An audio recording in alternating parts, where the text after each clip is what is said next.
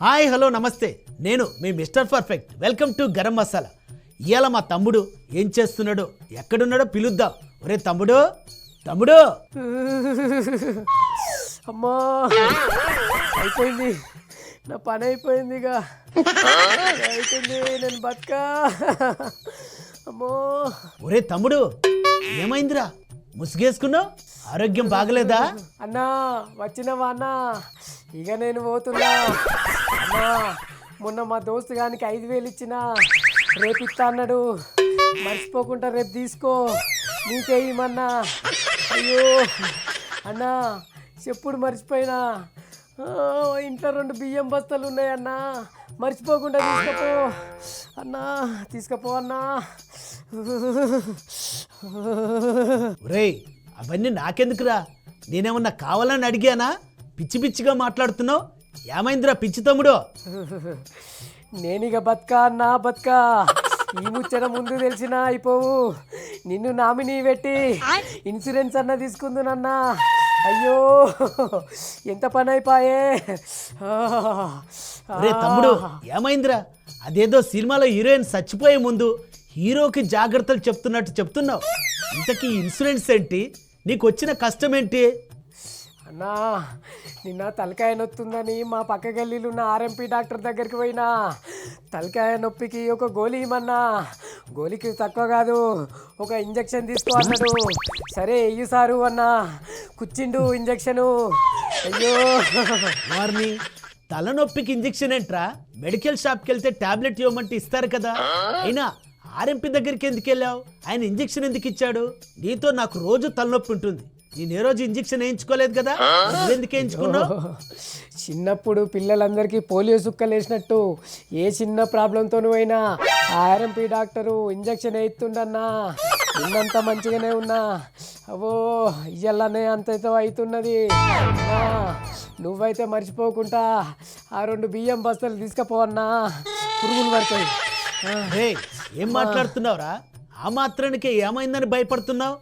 ఏం కాదులేరా బాబు. నీకు తెలియదన్నా, పొద్దుగల్లగా వార్త చూసినప్పటి నుంచి నా బాడీలో ఏ పార్ట్ కూడా సరిగా పనిచేస్తలేదన్నా. అయ్యో ఒరే ఒరే, నీ పిచ్చి కాకపోతే తలనొప్పికి ఏమవుతుందిరా? ఇంతకీ ఏమైంది? ఆ వార్త ఏంటి? ఖమ్మం జిల్లా బస్వాపూర్ అనే ఊళ్ళే ఒక చిన్న బుజ్జికి జలుబు దగ్గొచ్చిందట. ఇక ఎంబటే ఆ పిల్ల తల్లిదండ్రులు ఒక ఆర్ఎంపీ డాక్టర్ దగ్గరికి తీసుకుపోయిర్రట. అయ్యో ఆయన చూసి ఒక ఇంజక్షన్ ఇచ్చిండట పాపకు. ఆ ఇంజక్షన్ల మన్నువడా, ఆ ఇంజక్షన్ నిజంగానే ఆ పాప స్పృహ కోల్పోయిందట అన్నా. అయ్యో పాపం. అయినా జలుబు దగ్గు వంటి చిన్న చిన్న వాటికి కూడా ఇంజక్షన్ వేయడం ఏంట్రా? ఏమో అన్నా, ఆ బుజ్జోళ్ళ తల్లిదండ్రులు ఎంబటే ఆ బుజ్జిని పెద్ద దవాఖానకు తీసుకుపోయిరట. డాక్టర్లు పరీక్షిస్తే అప్పటికే ఆ అమ్మాయి చనిపోయిందని చెప్పిరట పాపము. ఈ ముచ్చట తెలిసి ఆర్ఎంపీ డాక్టరు పత్త లేకుండా వారిపోయిందట. అయ్యో పాపం, ఉత్త పుణ్యానికి ఒక నిండు ప్రాణాన్ని బలి తీసుకున్నాడు కదరా ఆ ఆర్ఎంపీ డాక్టరు. అయినా ఆర్ఎంపీ డాక్టర్లు ఇంజక్షన్ వేయడం చట్టరీత్యా నేరం, అది తెలుసుకోరా తమ్ముడు. ఏమో అన్నా, ఊళ్ళల్లో ఏ చిన్న రోగం వచ్చినా అందరు కూడా ఆర్ఎంపీ డాక్టర్ దగ్గరికే పోతారు కదన్నా. అయ్యో నేను కూడా గట్లనే పోయినా. అది చాలా తప్పు తమ్ముడు. వైద్య విద్య అనేది చాలా పెద్ద సబ్జెక్టు. దాన్ని అన్ని రకాలుగా చదివి పట్టా పొందిన వారు మాత్రమే మన ఆరోగ్యాన్ని కాపాడుతారు. అంతేగాని ఇలా తెలిసి తెలియని ఆర్ఎంపీ డాక్టర్లు మనల్ని ఎలా కాపాడుతారు చెప్పు? ఏమో అన్నా, పెద్ద పెద్ద డాక్టర్ల దగ్గరికి పోతే ఫీజులు ఎక్కువని చాలా మంది కూడా ఈ ఆర్ఎంపీ డాక్టర్లనే నమ్ముకుంటారు కదన్నా.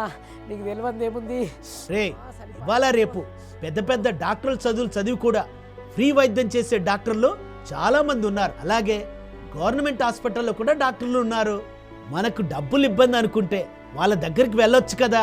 అంతేగాని ఇలా గాల్లో దీపం పెట్టినట్టు మన ఆరోగ్యాన్ని తీసుకుపోయి ఆర్ఎంపీ డాక్టర్ల చేతులు పెడితే ఎలారా బాబు? ఆర్ఎంపీ డాక్టర్ అయితే పక్క పొంటే అందుబాటులో ఉంటాడు.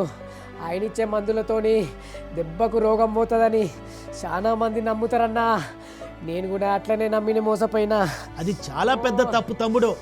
ఏ రోగానికి ఏ మందు ఇవ్వాలి, ఎంత డోసు ఇవ్వాలి, ఎప్పుడు ఇవ్వాలనేది డాక్టర్ చదివిన వాళ్ళకు మాత్రమే బాగా తెలుస్తుంది.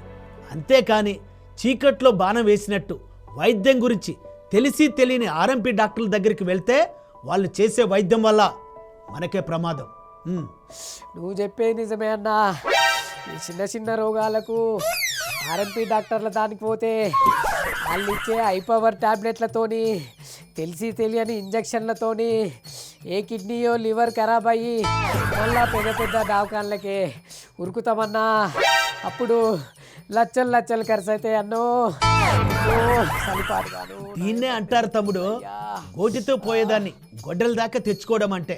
అందుకే మనకే చిన్న రోగం వచ్చినా సర్టిఫైడ్ డాక్టర్ దగ్గరికే వెళ్ళాలి. ఏమో అన్నా, ఆ బుజ్జు ముచ్చటిన్నాక నాకు కూడా బుగులవుతుందన్నా. ఎందుకంటే నేను కూడా ఆర్ఎంపీ డాక్టర్ దగ్గరికి పోయే సూది ఒడిపించుకున్నా కదా. అయ్యో నాకు ఇంకా ఒక్కసారి కూడా పెళ్లి కాలేదన్నా. అమ్మా నువ్వైతే మర్చిపోకుండా ఆ బియ్యం సంచులు వేసుకపోవన్నా, పురుగులు పడతాయి. ఒరే తమ్ముడు, నీకు ఇంకేం కాదు కానీ నా మాట విని నీకేమన్నా డౌట్ ఉంటే పెద్ద దవాఖానకు పోయి చూపించుకో. సరే అన్నా. అమ్మా ఈ ఆర్ఎంపీ డాక్టరు ఏం ఇంజక్షన్ ఇచ్చిండో పాడువాడా, పానమంతా కుసకుసైంది. అయ్యో ఈ ముచ్చట తెలియక 2 సన్న బియ్యం సంచలు వేసుకుంటే నూనె ప్యాకెట్ కూడా నిండుగానే ఉన్నది. తీసుకపో అన్న, అవి అయితే తీసుకపో, పురుగులు పడతాయి.